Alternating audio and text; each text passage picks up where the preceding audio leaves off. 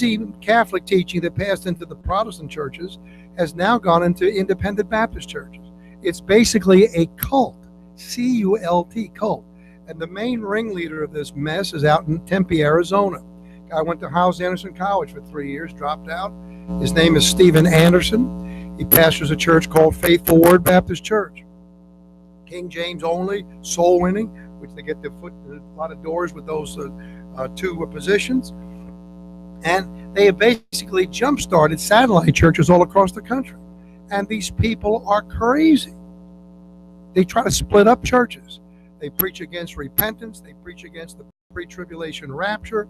They preach a Holocaust denial. And they preach mostly this replacement theology principle. They hate the Jews. These are Baptist churches now. Now, how crazy are these people? I have a good friend of mine that pastors in North Carolina, in Asheville, Andrew Sluter. He has a Facebook broadcast every Thursday at 8:30, Backwoods Bible Broadcast, where he and another preacher answer questions for 2 hours, try to educate the camp meeting crowd down a little bit about the Bible doctrinally. And man, they had a bunch of these nuts from one of these kind of churches in Knoxville, Tennessee, that came across the mountains. 2 hours, jumped him and one of his bus workers while they were doing bus visitation with a camera and a microphone, and try to tie him up with gotcha questions, and he ate their lunch basically. And then they're stupid enough to put it on their own website, but visiting his bus riders, telling them not to visit his church, all this nutty stuff.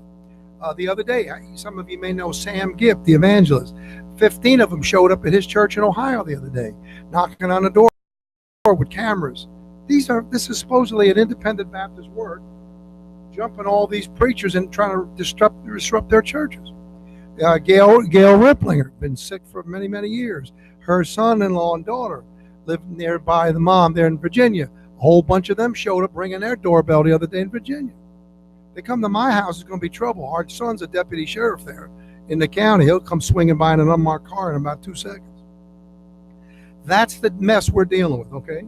So what's the first thing? Now, the Apostle Paul never got any of Stephen Anderson's material, apparently, because he has a different position. Look at chapter 11, verse 1.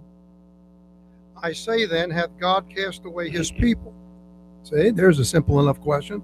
Look at the answer. You don't even have to go to the Hebrew or the Greek, I mean. God forbid.